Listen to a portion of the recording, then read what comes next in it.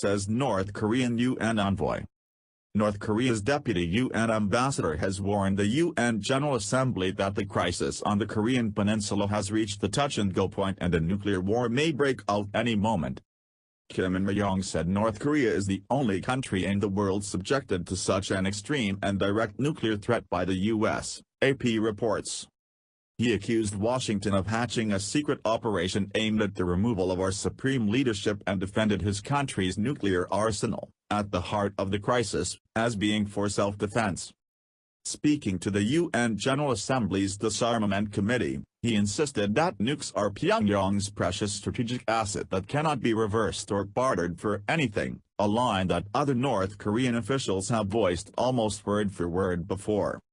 Also in line with the North's previous rhetoric, he warned that the entire U.S. mainland is within our firing range and if the U.S. dares to invade our sacred territory even an inch it will not escape our severe punishment in any part of the globe. At the same time Kim claimed that the DPRK consistently supports the total elimination of nuclear weapons and the efforts for denuclearization of the entire world. But not before the U.S. renounces its nuclear arsenal. Unless the hostile policy and the nuclear threat of the U.S. is thoroughly eradicated, we will never put our nuclear weapons and ballistic rockets on the negotiating table under any circumstances, he said. Despite round upon round of international economic sanctions, North Korea has been winding up its nuclear and ballistic missile programs with regular test blasts and launches.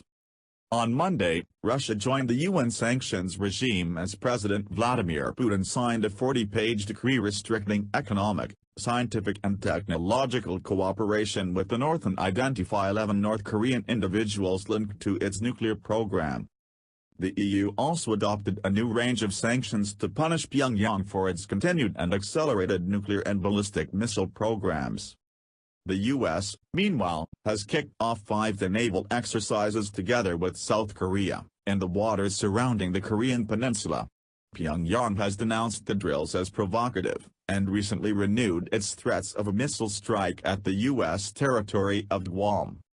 Washington and Pyongyang have been trading threats and verbal blows for months now, some of the most recent including U.S. President Trump calling the North Korean leader Kim Jong-un a rocket man on a suicide mission and receiving the label of mentally deranged U.S. dotard in return.